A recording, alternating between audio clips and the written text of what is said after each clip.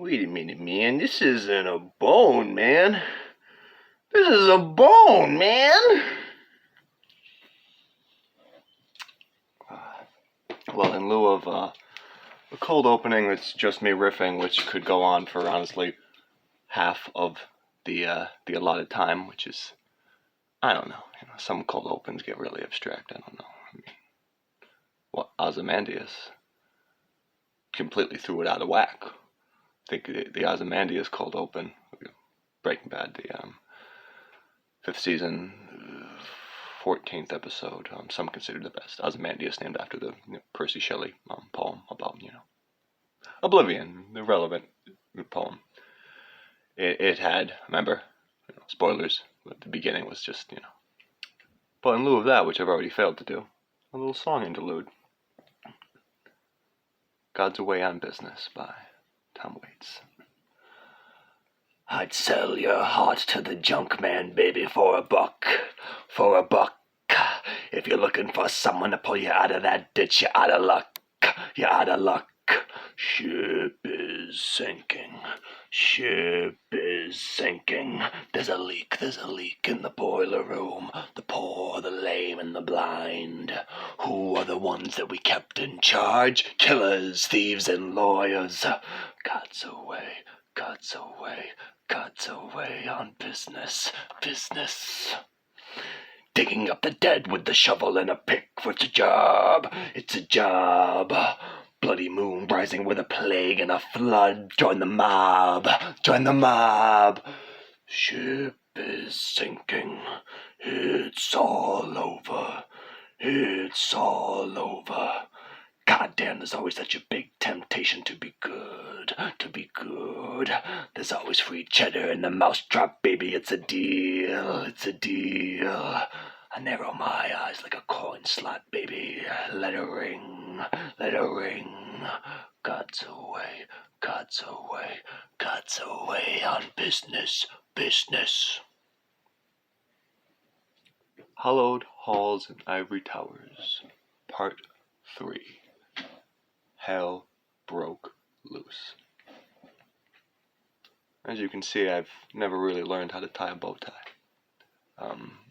I have this one, which I think Buddy gave me. I also have a bow tie. Maybe I don't have it anymore. It might have been, one of those parts I threw away. But there's this really nice tie I got for Christmas. Well, maybe it was Christmas, and Christmas and my birthday always go together, from the girlfriend of Trinity who took me down to New Canaan. the one who I was got to see how the other half lived for a little bit, and she got me some, not just an amazing bow tie. I think it was silk, and just the kind of look I would like, but her knowing I don't barely even know how to tie a tie. Okay, like a real tie. My father used to always try to teach me, but I just wouldn't want to learn. I'd be stubborn, or if I would learn, I'd just forget. Maybe I didn't want to know how to tie one off. Ever think about that? Dr. Freud? Before I slipped? Maybe I don't want to know how to tie one off properly.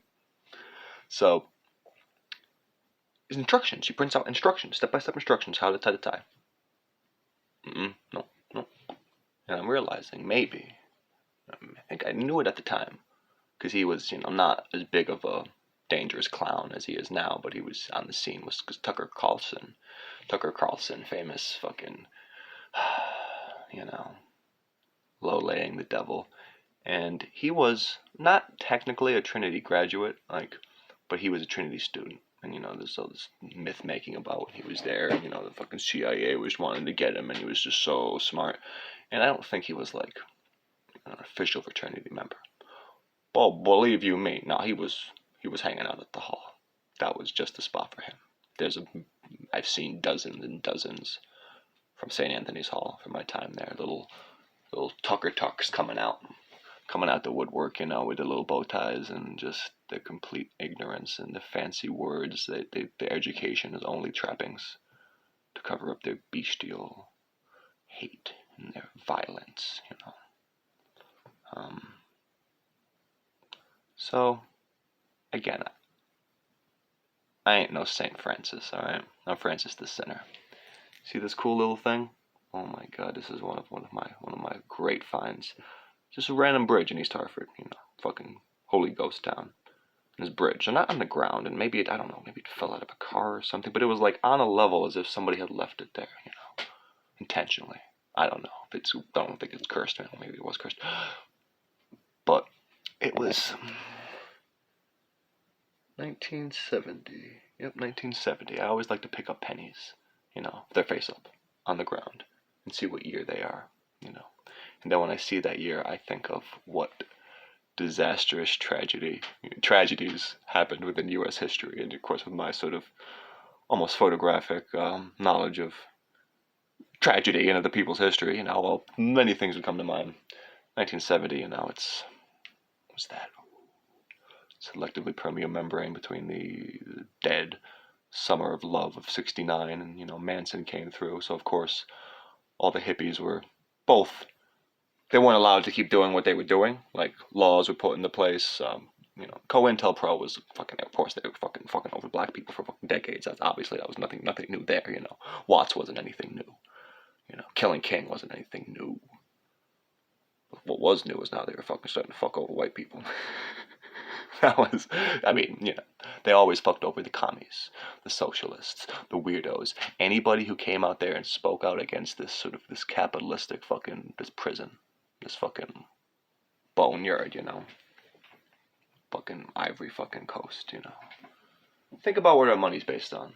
Think back to. I don't know how much you understand. I don't understand basic economics. That's for goddamn sure. But I do know that bones used to be currency. Bones were first. The weapons were made of bones. We would trade them. They were, unique enough. A stick is a fucking stick. But there's only so many humans, only so many animals that are alive at any given point, many now, exponentially. But bone, like a real human bone. Tell you, that's the gold standard right there. And what is charcoal? What are diamonds? But fossils, but bones that have been compressed by the forces of time, or now by the forces of man, And it's like similar to the GameStop, Wall Street thing. It's like, oh, okay, you can create a diamond now, just as beautiful and alluring as any other. You could 3D print a diamond easily. Then a diamond is now meaningless. From dust to dust. Just like all the power that the Hall thought they had. I'm being very abstract now, but literally, listen, I used to be a kleptomaniac.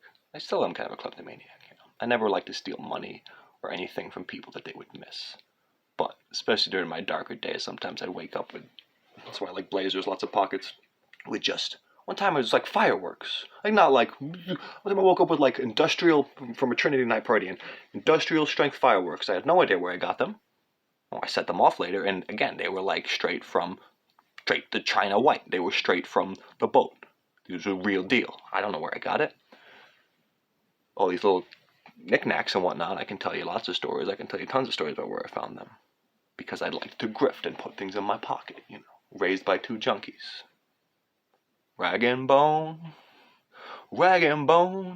Oh, Megan, they don't want to give it to us. If they don't want to give it to you, just take it when they're not looking. So I recognized that. I was at Trinity doing that. But trying to be better, I'm always trying to be better, right? That's what the human condition should be. It's not like you're good, you're bad. No, the human condition is you're bad. You're born bad. You're broke bad to the bone from the very beginning. And then you get chances maybe to see and redeem yourself. So I had a chance to do that. And I've told this story before, but not all the details. But when I saw the St. Anthony Hall outside my dorm in Northam in '08, and I wrote that article,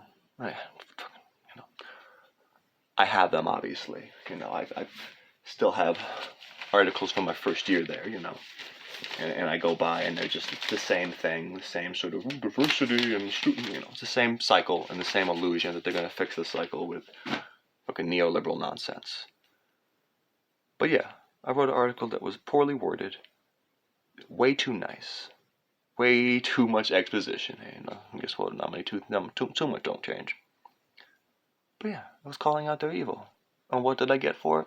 them threatening, them outside my room that night, drunk off their ass. And I don't remember even any of their names. So one dude actually I do remember. I think he was the son of, not Marlboro, who makes camels? Philip Morris? No, not Philip Morris. Is the other one J.P. Morgan? No, that's the banker. You know, whatever. It's the fucking asshole. I'm repressing it because I used to chain smoke cigarettes. I used to always look at the name, so I should know, but I don't want to know. But yeah, these dudes were waiting outside. And of course, they have a goon. You know, most of them, I'm sorry, I'm going to stereotype, but a lot of them would be, you know, very effete, frail, sickly. Again, they're from a stock of people that have been a lot of fucking inbreeding. And that's the blue blood thinking it's superior, because ultimately you look at these folks and they're like, well, like shit, give me some mutt on the street, you know. But yeah, they had a goon. The goon was there with his shirt off. You know, they were fucking about to beat me up. And then I hear from not just like some students, not just from the grapevine, but from this like esteemed Marxist professor from Austria. Okay? So he knew a thing or two about fucking the goon squad, okay? And Nazis. And how little boys with the right power and the right scapegoats and the right milieu of everyone being fucking methed out of their brains, okay? Grand metaphor, you know what I mean? And here's the thing about meth. You need to come down. So it's not like they were just doing meth. You know, the Nazis were also doing downers as well. And this is the culture of the rich and the elites when you can afford to. You know, you can afford people to be given to your lie. You can be a speedballer. Uppers to get down. You go, doctors will prescribe all the pills they want. Dr. Feelgood.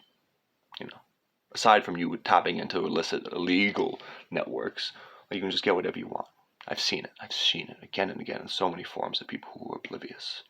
And for people who were anti-drug, and people who would see me smoke this little weed and think I was the fucking lunatic. And that's what the hall was. That's why their late night parties, their cocaine use would seg into 4 o'clock, everybody shooting up heroin. And that's why, not everybody, but a good amount. And that's why they would go out and do their things. They would not even fucking remember it. You know, and be within this cult of a cult, and they had so much power. People wanted to party there. I don't know why. That was fucking scum. I never needed to go there to know how disgusting it is, you know.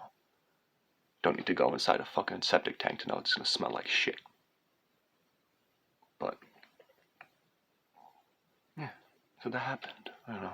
And I read another article, and then I'm in this, and then they know, and then it's like, you know, I think at a certain point they just want to fucking maybe get me to fucking just do cocaine with them and fucking just get me to fucking have the demon just shut me up for me. And they're right. Like, they don't do it. But in my own, as I told you in my own story, you know, there I am thinking I'm the good guy fighting fucking St. Anthony Hall. And oh wait, no, Will. You stayed at the abyss for so long, it stared back, you know. So you don't have time for that battle anymore, because you got to battle your own demons. So, you know, St. Anthony's Hall became a bit of a figment to me for a while. But I came back to it, whether I wanted to or not. Things come back, you know. And it's weird the way, you know. Why do you think, you know, Citizen Kane? Overrated, but it's a very, very good movie.